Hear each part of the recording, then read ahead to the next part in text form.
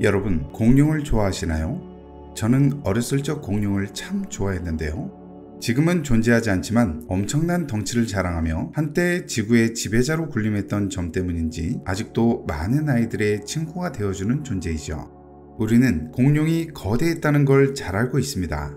그 거대함은 현대의 동물들과는 비교도 안 되죠. 미국 국립해양대기청의 발표에 따르면 지구상의 동물 중 가장 몸집이 큰 것은 대왕고래라고 하는데요. 그 길이가 최대 34m에 달하고 머리뼈의 길이만 해도 5m에 이르죠. 하지만 이런 거대한 크기도 공룡에 비할 바는 아닙니다. 그렇다면 여기 한 가지 궁금증을 가져볼 수 있습니다. 공룡은 왜 컸던 것일까요? 같은 지구에 살고 있는 동물들인데 왜 유독 공룡만 덩치가 큰 것인지 말이죠. 이 부분에 관해서 아직까지 명확한 답을 구하지 못했습니다. 하지만 유력했지만 사장된 가설과 현재 가장 유력한 가설은 알아볼 수 있죠. 지금부터 한번 알아보겠습니다. 바로 가시죠. 공룡의 거대화의 이유를 알아보기 위해서는 지구의 역사와 공룡에 대해서 알아볼 필요가 있습니다. 우리 지구의 나이는 45억 살, 지구의 탄생부터 현재까지를 지질시대라고 하는데 화석이나 생물의 대멸종, 부정업 등 지층의 특성에 따라 여러 시대로 구분합니다. 그 지질시대는 명왕누대, 시생누대, 원생누대, 현생누대로 나뉘고 그중 현생누대 안에서 고생대, 중생대, 신생대로 나뉩니다. 우리는 그중 고생대 말기 페름기와 중생대에 대해서 알아볼 텐데요.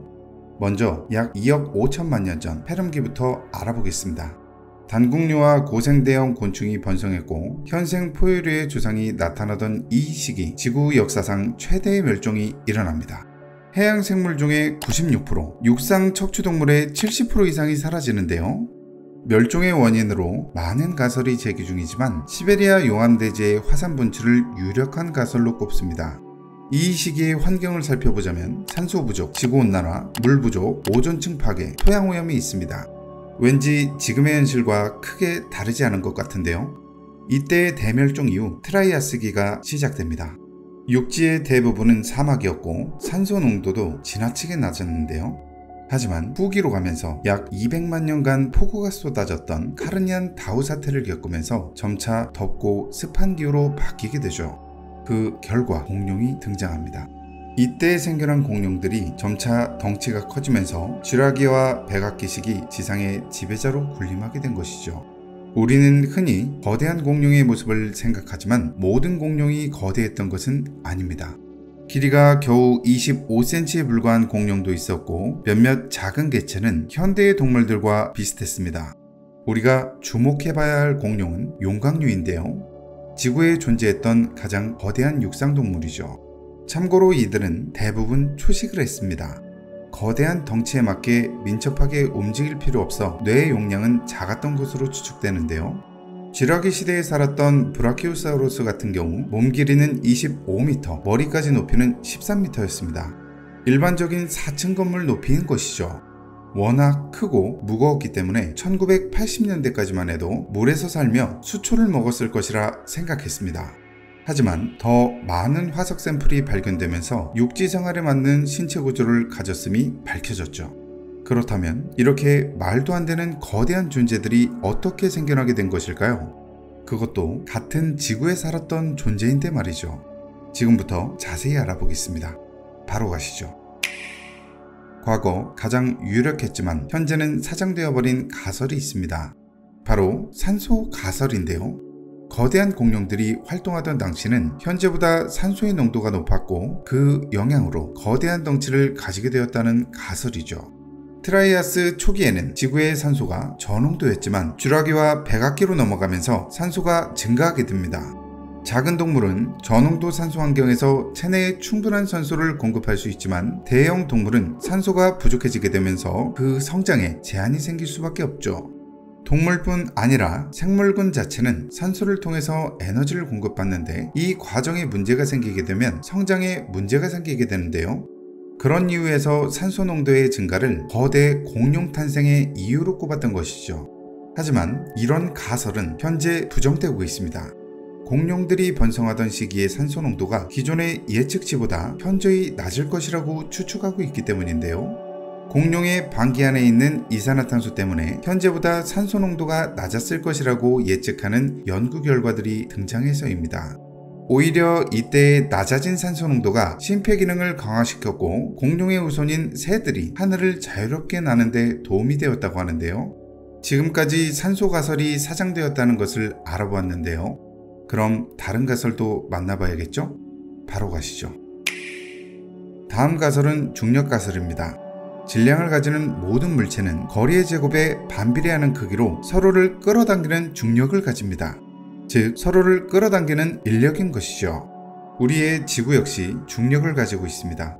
지구의 중력은 9.8m/s제곱. 지금 보시는 것과 같이 지역에 따라 다른 중력이 작용하고는 있지만 평균적으로 9.8m/s의 중력이 지표면에 고르게 작용 중입니다. 이러한 중력은 유기체의 크기에 물리적인 제한을 주게 됩니다. 생물의 뼈와 근육의 강도는 중력에 반하여 체중을 지탱하니 말이죠. 드래곤볼에 나오는 시간과 정신의 방을 떠올리시면 이해하시기 편하실 겁니다. 생물은 매 순간 중력의 영향을 받기 때문에 그 영향이 적어지면 성장에 도움이 되는 건 당연할 텐데요. 예를 들어 물의 부력이 중력을 상쇄하는 물속의 바다 생물이 덩치가 큰 것도 이런 이유입니다. 물론 중력은 생물의 크기에 영향을 미치는 먹이, 신진대사, 번식 전략, 환경, 조건 등과 같은 수많은 요소들 중 하나일 뿐입니다. 하지만 지대한 영향을 미치는 요소임은 분명하죠. 그래서 거대한 공룡의 원인을 중력에서 찾으려고 했었는데요. 하지만 현재까지도 특정 시기에만 중력이 약했다는 증거를 찾지 못했고 연구를 거듭할수록 지구의 중력은 크게 변화가 없었다는 결론만 내렸죠. 지금까지 공룡 거대화의 여러 가설을 설명드렸는데요. 지금부터는 가장 유력한 가설을 설명드리겠습니다. 바로 가시죠. 우리는 지금까지 지구 내부에서 공룡 거대화의 이유를 찾으려 했지만 이유는 밖에 있을지도 모릅니다. 그 주인공은 바로 태양인데요. 페름기 대멸종이 있은 뒤 지구를 강력한 태양빛이 뒤덮습니다. 이때 식물들이 더 강한 광합성을 하게 되면서 덩치를 키우게 되는데요. 문제는 덩치만 커졌지 질소 고정량이 낮았기 때문에 영양소는 거의 없는 비정상적인 모습을 했다는 것이죠. 식물이 잘 성장하기 위해서는 질소의 공급, 즉 지력의 뒷받침이 필수적인데요. 지력은 부족한 상황에서 광합성만 해서 크기만 큰 모습으로 자란 것이죠. 그 결과 낮은 곳에 있던 잎들은 사라지고 초식동물들도 높은 곳의 잎들을 먹기 위해 큰 키와 긴 목을 가진 모습으로 진화했습니다. 긴 목을 지탱하기 위해 그 이상의 체중을 아래에 둬서 전체적인 몸의 무게중심을 맞추면서 몸통도 커졌죠. 그 과정에서 커진 몸을 유지하기 위해 더 많은 잎을 먹었고 그 잎을 소화하기 위해 더 튼튼하고 긴 내장이 필요했을 겁니다. 공룡과 현대의 동물들이 비슷한 생체 메커니즘을 가졌다고 가정해 보겠습니다. 코끼리의 소화기관은 효율이 40%가 채 되지 않아서 엄청난 양을 먹고도 하루의 대부분을 먹으며 보냅니다. 그만큼 효율성이 떨어지는 것이죠. 풀이 소화하기 어렵기 때문인데요. 풀 그 자체를 영양소로 흡수하는 게 아니라 몸속의 미생물들에게 풀을 주고 이를 발효시키면서 늘어난 미생물을 흡수하는 메커니즘이기 때문입니다.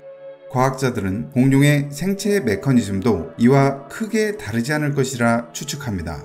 초식동물들의 크기가 커지면서 육식동물들의 크기도 커졌을 겁니다. 여기서 다시 한번 현재의 생태계를 비교해 볼 필요가 있는데요.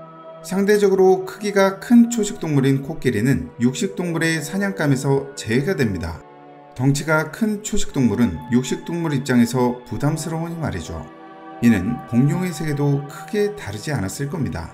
사냥감이 줄어든 육식공룡들은 생존의 압박을 느꼈을 것이고 그 과정에서 진화를 하게 된 것이죠. 즉 산소나 중력의 영향으로 저절로 커졌다기보다는 생존을 위한 처절한 진화의 과정으로 보는 것이 합리적 추론일 것 같습니다. 오늘은 공룡 거대화의 이유를 알아봤습니다. 공룡은 언제나 흥미로운 대상입니다. 무시무시하게 생긴 외모, 지금은 멸종해버렸다는 사실, 엄청난 덩치와 무게 등 언제나 우리의 호기심을 불러일으키죠. 17세기만 해도 공룡의 화석을 거인의 뼈라고 생각하는가 하면 어떤 이는 용의 시체라고 생각해 약재로 먹었다고 합니다. 1960년대까지만 해도 브라키오사우루스를 수생동물이라고 생각했던 것을 생각하면 정말이지 빠른 시간 안에 그 정체를 밝혀내고 있다고 볼 수 있죠. 앞으로 얼마나 더 흥미로운 사실들이 밝혀질지 정말 기대가 되네요. 오늘의 영상이 여러분께 도움이 되셨기를 바라며 이만 마치도록 하겠습니다. 좋아요와 구독은 제게 큰 힘이 됩니다. 오늘도 감사합니다.